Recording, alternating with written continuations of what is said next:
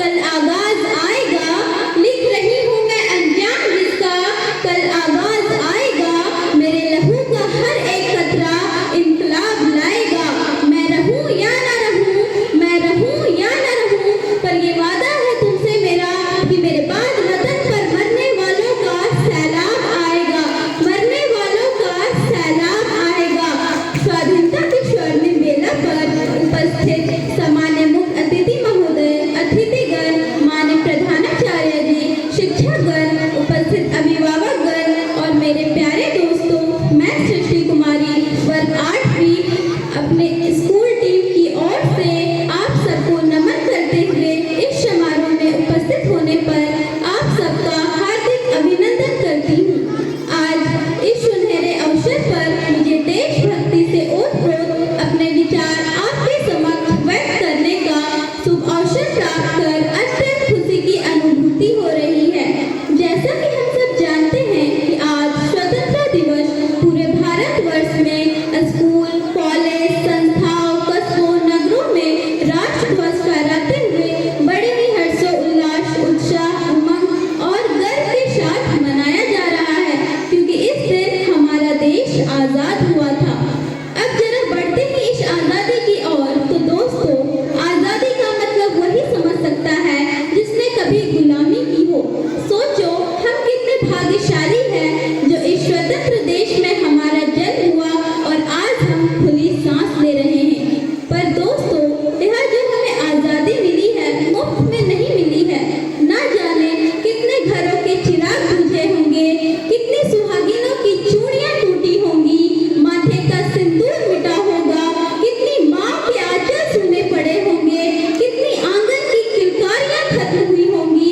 यह सोच कर ही सांसें थम सी जाती है, रूह कांप उठती है। तो जरा सोचिए हमारे उन वीर वीरांगनाओं के बारे में, बड़े बुजुर्गों के बारे में, जिन्होंने लगभग 200 वर्षों तक अंग्रेजी हुकूमत की बेड़ियों को सहा होगा। जन्म तो अपनी मातृभूमि में लिया, पर माँ के आंचल की छांव नसीब न थी। निवाला तो अपनी मेहनत से कमाते थे, पर मानो भीख में दी जाती थी। अपनी ही मातृभूमि को माँ कहने का हक न था। सोचो यह प्रातड़न उन्होंने कैसे सहा होगा। पर वो कहते हैं ना, जब पाप का घड़ा भर जाता है तो एक दिन फूटता जरूर है। अंग्रेजों का पाप का घड़ा भर चुका था। फिर क्या गूंज उठी अंग्रेजी हुकूमत पर हमारे वीर सपूतों का नगाड़ा, हाथ में मसाले जलाते हुए अपने लक्ष्य प्राप्ति की ओर कुछ यूं बढ़े कि पीछे मुड़कर देखने की कोई गुंजाइश ही नहीं छोड़ी, और पूरा देश एकजुट होकर अंग्रेजी हुकूमत की जंजीरों को विध्वंस करते हुए अपनी मातृभूमि को यह कसम देते हुए कह उठे, जब मैं मरूं तो इस मिट्टी में मिला देना मेरी राख को, जब मैं मरूं तो इस मिट्टी में मिला देना मेरी राख को। अपने सीने में दबाए बैठा हूँ देश के लिए कुछ कर गुजरने की आग को। कमजोर नहीं है माँ तेरे ये लाल, कमजोर नहीं है माँ तेरे ये लाल, अपने लहू से धोएंगे तेरे दामन के हर दाग को, तेरे दामन के हर दाग को। इस तरह हमारे वीर वीरांगनाओं ने अपनी मातृभूमि को अपने लहू से सींचा और सन 15 अगस्त 1947 को आजादी दिलवाई। इस बात में कोई संदेह नहीं है कि आजादी के बाद हमारे देश ने विभिन्न क्षेत्रों में निरंतर प्रगति की है। पूर्व में जितने भी सरकारें आईं, उन्होंने देश के हित के लिए कई संस्थाओं, अस्पतालों की स्थापना कर देश को तरक्की प्रदान की है। वर्तमान में प्रधानमंत्री माननीय मोदी जी के द्वारा आजादी का अमृत महोत्सव मनाया जा रहा है, जिसके तहत विभिन्न योजनाओं को चलाया जा रहा है। वंदे भारत ट्रेनों का परिचालन, बुलेट ट्रेनों की सोच, पुराने स्टेशनों को अत्याधुनिक स्टेशनों में सुख सुविधाओं से लैस करना, गरीबों के लिए मुफ्त स्वास्थ्य योजना, अन्न योजना, आवास योजना, महिला समृद्धि योजना चलाकर स्वरोजगार को बढ़ावा देकर उन्हें आत्मनिर्भर बना रहे हैं एवं विभिन्न योजनाओं को चलाकर देश को तरक्की प्रदान कर रहे हैं।